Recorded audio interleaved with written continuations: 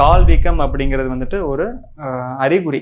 அது உடம்புல வந்துட்டு ஏதாவது ஒரு உறுப்புகளில் ப்ராப்ளம் இருக்கலாம். காமனாக வந்து 3 உறுப்புகளில் பிரச்சனைகள் இருந்தால் தான் வந்துட்டு இந்த கால் வீக்கங்கிறது. ஒன்று சிறுநீரகத்தில் வரக்கூடிய பாதிப்பு, இருதயத்தில் வரக்கூடிய பாதிப்பு, கல்லீரலில் வரக்கூடிய பாதிப்பு.